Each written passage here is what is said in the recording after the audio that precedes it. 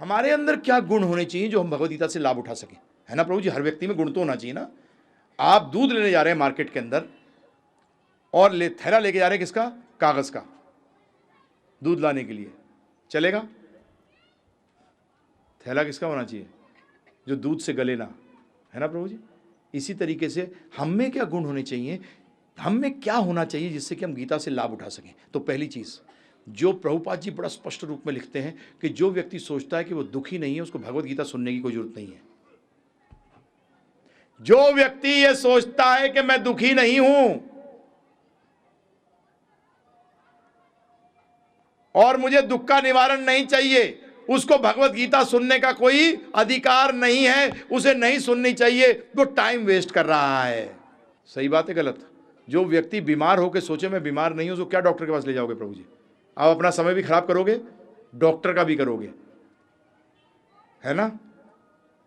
तो पहले मानो कि जन्म मृत्यु जरा व्याधि दुखा दोषानुदर्शनम, कि ये 4 दुख हैं, जन्म मृत्यु, जरा मतलब बुढ़ापा, व्याधियां ये दुख हैं, इनको जानिए।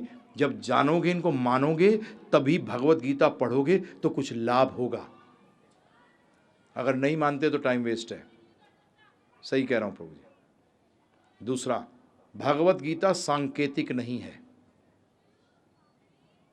कुरुक्षेत्र हमारा शरीर है, जीवन महाभारत है, कृष्ण भगवान जो हैं वो हमारे परमात्मा हैं, जो मैं अर्जुन है आत्मा है, उसके 5 घोड़े जो हैं, 5 इंद्रियां हैं। पहली बार मूर्ख, भगवान अर्जुन के घोड़े के रथ 4 थे, 5 नहीं। कितने रथ थे, कितने घोड़े थे प्रभु जी? 4, 5 नहीं थे, 4। कुरुक्षेत्र है, बस का टिकट कटाओ, मेरे ख्याल से 150 पौने 200 का टिकट है, कुरुक्षेत्र उतर जाओगे। कुरुक्षेत्र जगह है, कृष्ण भगवान हैं, महाभारत युद्ध हुआ था, अर्जुन वहां थे, पांडव वहां थे। ये कोई किसी की काल्पनिक कहानी नहीं है। वेद व्यास जैसे ऋषि मुनि जिन्होंने सारी कल्पनाओं को छोड़ दिया इस भौतिक जगत को, वो कोई काल्पनिक कहानी लिखेंगे? ये ध्यान रखिएगा। और आज लोग यही कहते रहते हैं काल्पनिक है, क्योंकि वो भगवान को मानने से इंकार करते हैं। तो ये दिमाग से हटा दीजिएगा कि महाभारत जो थी वो काल्पनिक कथा है। युद्ध नहीं हुआ था, कोई दुर्योधन नहीं था, कोई कौरव नहीं थे,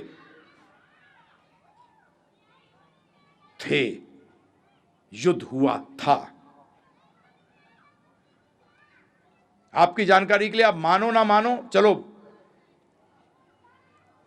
मेरे ताई जी हैं, मेरी ताई जी के लड़के आज सेक्रेटरी जनरल हैं कॉमनवेल्थ के,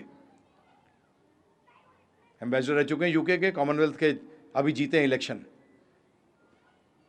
और वो आज उनकी उम्र करीब 90 कितनी 91 साल 91 ईयर्स है, और वो अपने टाइम की एमए है। तो आप सोच सकते हो कि उस टाइम जिन्होंने एमए किया होगा, लेडी होकर, वो बता रही थी कि एक जर्नल की वाइफ, फॉरेनर, वो कुरुक्षेत्र गई थी। ये उस औरत ने बताया है मेरी ताई जी को। वो गई थी कुरुक्षेत्र, और वो पेड़ है वहाँ जहाँ की ये गीता बोली गई थी।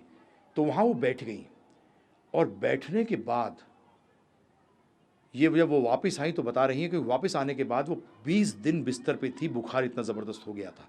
तो इनको बता रही थी, मैंने महाभारत युद्ध देखा,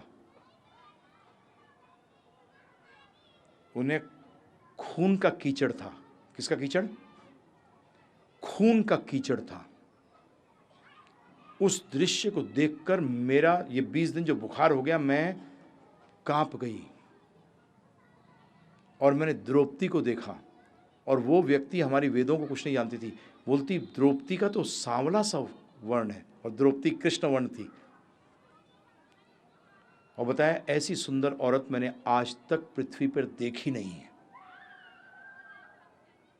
उन्होंने डिस्क्राइब किया, और किसने, कौन डिस्क्राइब कर रहा है? फॉरेनर, इंडियन नहीं प्रभु जी, फॉरेन लेडी।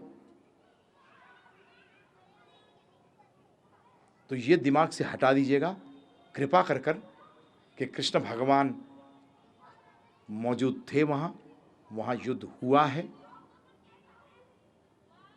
ये दिमाग से सांकेतिक नहीं है ये।